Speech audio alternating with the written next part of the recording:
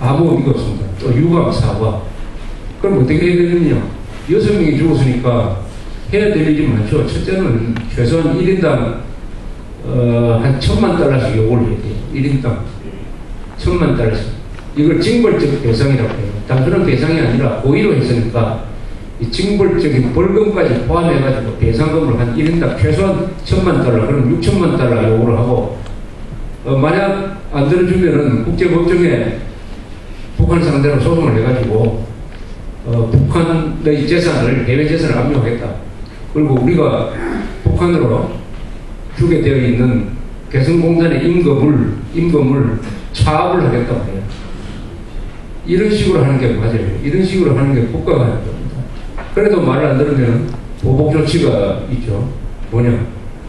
우선 김정일한테 제일 아픈 보복 조치는 우리 휴전선에 있는 대북선전 방송을 다시 시작합니다. 그 다음에 제주 해협, 제주와 부산 사이의 해협을 통과하도록 허용한, 2005년에 허용한 그 북한 선박 제주 해협 통과를 불허하겠다. 이런 식으로 나와야 이게 국가입니다, 국가. 근데 지금 사과 요구하고 다 끝났어요. 오늘 국민행동본부가 내일 내년 광고에서 나왔지만, 만약 이명박 대통령 가족이 6명이 그런 식으로 죽었으면 이명박 대통령은 북한에 대해서 사과만 요구하고 끝날 겁니까? 대통령은 가족처럼 생각해야죠, 모든 국민들을. 그러니까 이게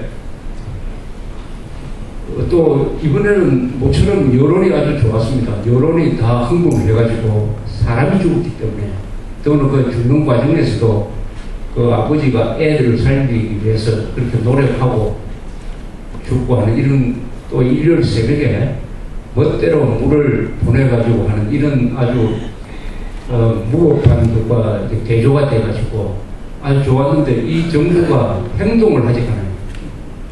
북한에 대해서 국가가 꼭 해야 될 행동을 하지 않으니까 이제는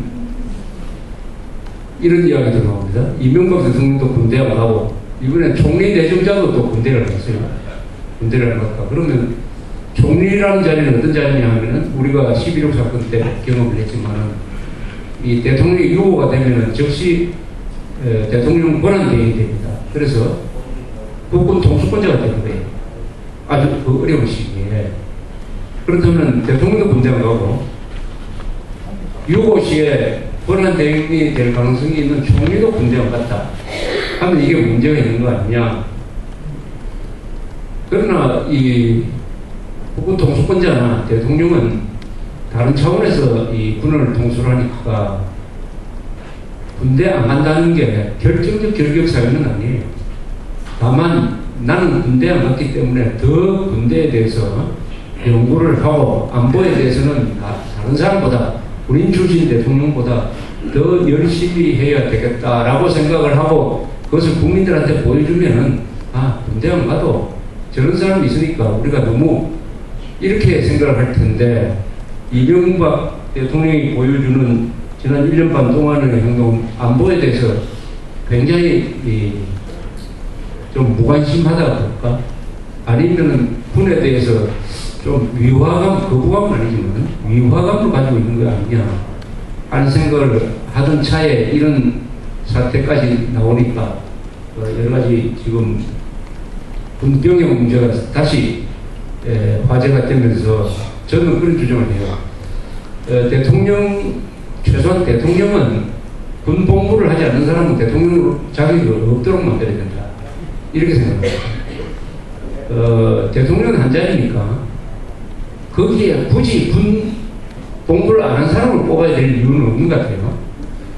그러니까 대통령이 국회의원까지는 봐주더라도 대통령이라는 자리는 우리나라 분단 상황에서 반드시 군 복무를 한 사람이 된다. 군 복무를 한 사람이라야 된다는 생각을 더욱 이번에 굳히게 되었습니다. 그래서 이명박 취임 이후에 이 군에 대한 어떤 일이 일어났느냐를 이렇게 되돌아보니까 좀 문제가, 우리가 놓치고 지나갔던 문제가 있는 일들이 많아요. 모르고 지나간 게 아니라 그냥 무관심하게 지나간 것 중에 하나가 국가 비상계획위원회라고 있습니다. 국가 비상계획위원회. 국가 비상계획위원회는 어떤 때냐 하면 전쟁이 났을 때, 전쟁이 나면 일단 정부기관이 전부 다 비상체제로 가죠. 전시체제로 가죠.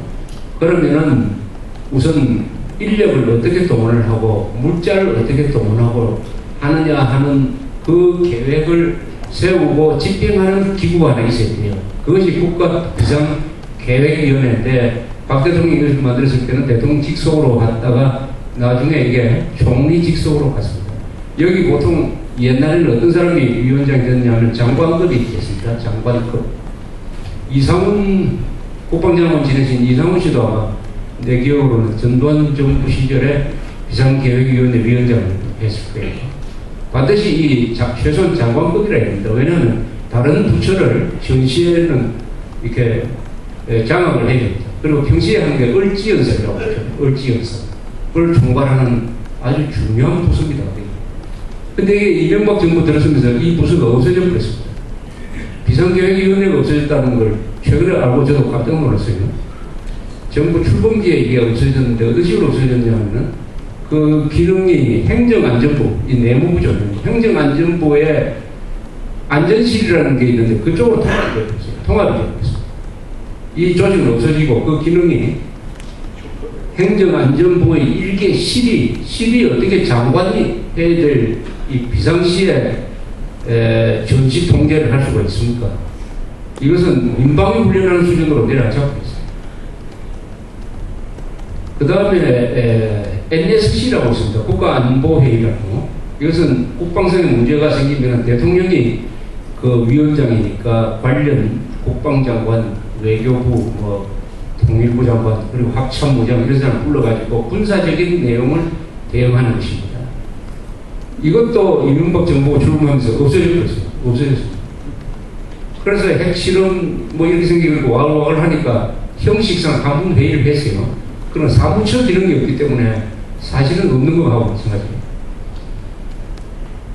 우리나라 같은 분단 상황에서는 대통령 보좌관에 반드시 현역 군인이 있습니다. 현역 군인. 그리고 그 현역 군인은 굉장히 계급이 높아요. 최소한 중장 아니면 대장 정도 되는 사람이 대통령 옆에 국방보좌관 정도의 자리에 앉아 있어야 돼요. 중장 아니면 대장 되는 사람. 노무현 때는 그래도 그 김미상이라는 사람이 중장 출신인데 아주 엘리트죠. 그 사람이 또 국방보좌관이 있어요. 지금은 수석 밑에 국방비서관으로 있고 비서관이니까 준장 출신 보임돼 있다가 최근 그 사람이 승진했다고 소장.